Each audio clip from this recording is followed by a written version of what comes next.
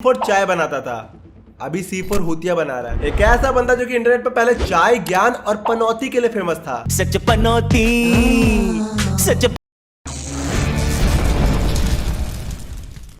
भाई लोग, आज हम बात करेंगे MBA चाय वाले के बारे में। MBA चाय वाले का नाम प्रफुल्ल बिल्लोरे है। प्रफुल्ल का जन्म मिडिल क्लास फैमिली में हुआ था और उन्होंने केवल BCom किया है। उन्होंने कोई MBA की पढ़ाई नहीं करी है, बल्कि उनकी कंपनी का नाम MBA चाय वाला है। MBA चाय वाले ने अपनी कंपनी की शुरुआत 2017 में एक चाय के ठेले से की थी। और जिस काम से आपका पेट पलता है ना सर, घर चलता है, उसको कभी गलत मत बोलना और कभी उसकी बुराई मत करना। वह काम बहुत अच्छा चल गया तो उन्होंने धीरे धीरे इसको एक स्टार्टअप कंपनी के रूप में स्टैब्लिश कर दिया। इसका पहला आउटलेट उन्होंने 25 जुलाई 2017 को अहमदाबाद, गुजरात में ओपन किया।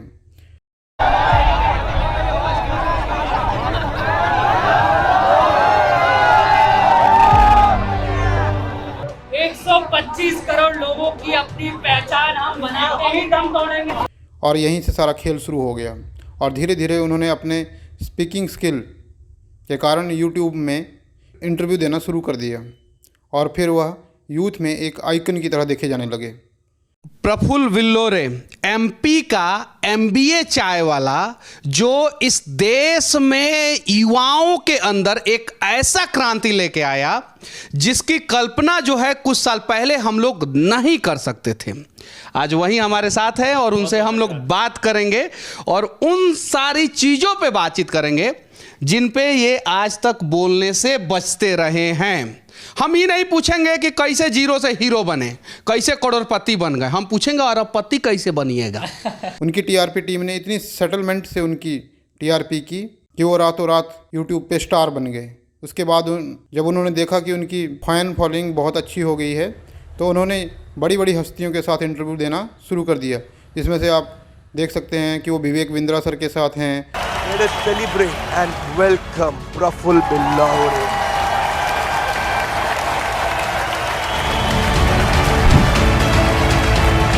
संदीप महेश्वरी सर के साथ हैं। उसका नाम है MBA चाय वाला। Let's give an energetic and warm welcome to the one and only Praful Billore.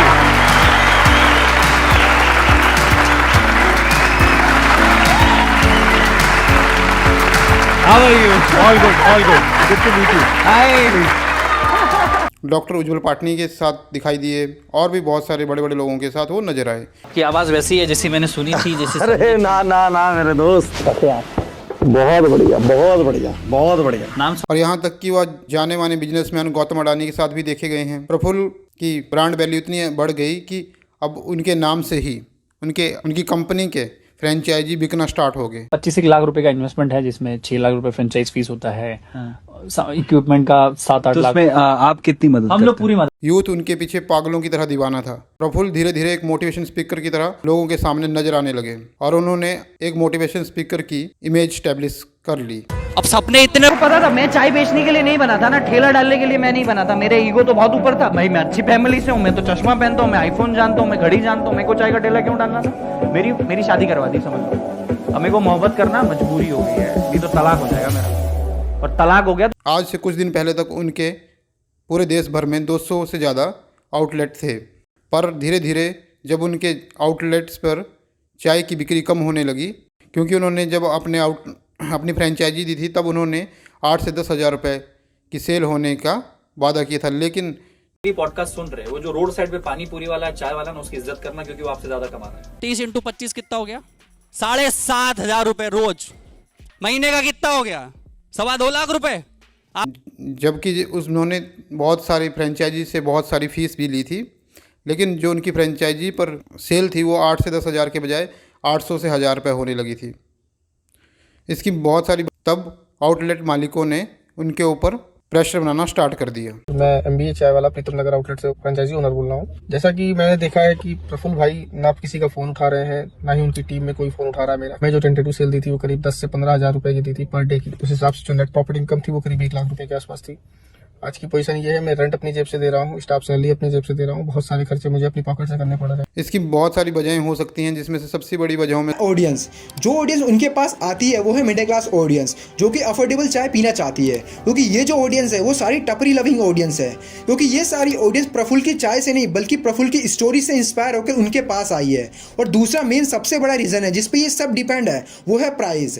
अगर आप MBA चाय वाले के मेन्यू को उठाकर देखोगे तो आपको दिखेगी वो 75 से 90 रुपए की एक चाय बेचते हैं, और वहीं दूसरी साइड टपरी वाला 7 से 10 रुपए की एक चाय बेचता है। आप ऐसे समझिए कि मेन वजहों में से ये भी हो सकता है क्योंकि मार्केट में बहुत पुराने टाइम से चाय बिक रही थी और उसके बहुत पुराने बड़े बड़े धुरंधर वहाँ बैठे हुए थे, तो वो चाय भी 10 रुपये में दे रहे थे और उनकी चाय का टेस्ट प्रफुल्ल की चाय के कंपैरिजन में बहुत अच्छा था।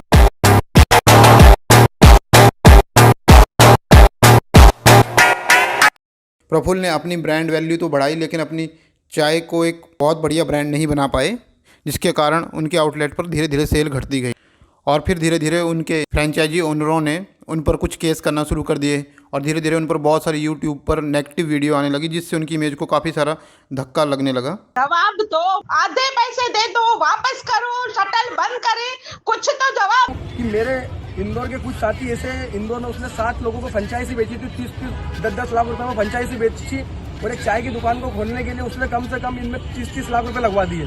मेरे साथ में सभी लोग यहाँ पर मौजूद हैं, आप देख सकते हैं। इन लोगों ने ठगी का काम करा है। जब इनने फ्रेंचाइजी दी थी, बोला था कि हम आपके यहाँ आएंगे, हम चलाएंगे, 10,000 रुपये का गल्ला रहेगा, 600 रुपये का गल्ला हो रहा है। महीने के 10,000 रुपये भी नहीं आ रहे, ऐसी स्थिति बन रही है।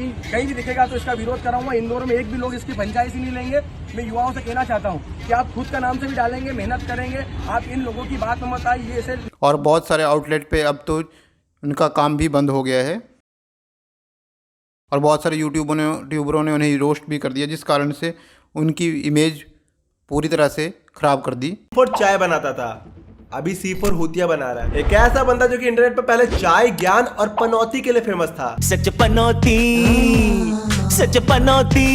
यूनिवर्सली बंद हो रहे हैं, तो क्या सच में MBA चाय वाला एक फ्रॉड है और अपनी कंपनी की फ्रेंचाइज बेचकर क्या ये देश की जनता को बेवकूफ बना रहे हैं? अब देखना ये होगा, इंटरेस्टिंग रहेगा कि उनकी जो चाय का बिजनेस है वो दोबारा से इस्टेब्लिश हो पाता है या वो एक स्टार्टअप फेलियर की तरह नज़र आता है।